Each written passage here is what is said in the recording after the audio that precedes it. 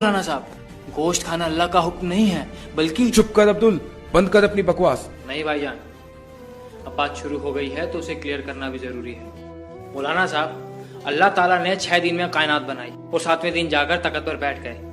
मतलब कि अल्लाह ताला को जो हिसाब बनाना था उन्होंने वो 6 दिन में बनाया, 7वें दिन जाकर तख्त पर बैठ गए।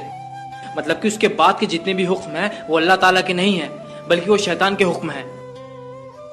और दूसरी तरफ हम मोहम्मद साहिब जी और उनकी उस टाइम की 1,80,000 अंबियाओं को देख सकते हैं। ना तो उन्होंने कभी मांस छुआ है और ना ही उन्होंने किसी को कहा है तुम मांस खाओ। लेकिन कुरान में कुर्बानी का जिक्र है। वही तो मैं बताना चाह रहा हूँ मौलाना साहब, वो जो बात के हुक्म है वो अल्लाह ताला के नहीं है बल्कि शैतान के हैं।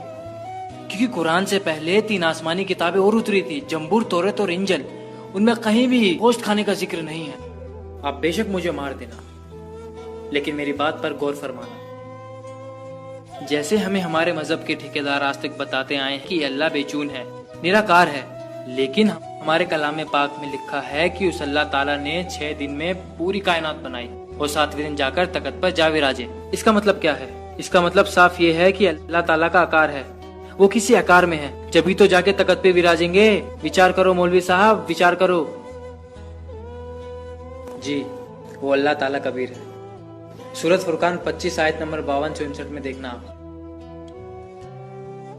जिसकी जानकारी किसी बाखबर से पूछो, और इस समय बाखबर सिर्फ रामपाल जी महाराज हैं, जो अपने कलाम पाक से इबादत बताते हैं और सच्चे अल्लाह की इबादत करवाते हैं। आप सब मेरे पे बेशक गुस्सा हो जाइए, लेकिन आप सबको पता है रामपाल जी महाराज से जुड़ने से पहले मेरी क्या हालत थी और आज मैं कहाँ हूँ। जब तक मेरे सवाब का दौर चला मुझे सुख हुआ, जिससे मुझे लगा मैं जो भी इबादत कर रहा हूँ वो बिल्कुल ठीक है। लेकिन जैसे ही मेरे गुनाहों का दौर शुरू हुआ तो मानो मेरे ऊपर दुखों का पहाड़ टूट पड़ा हो।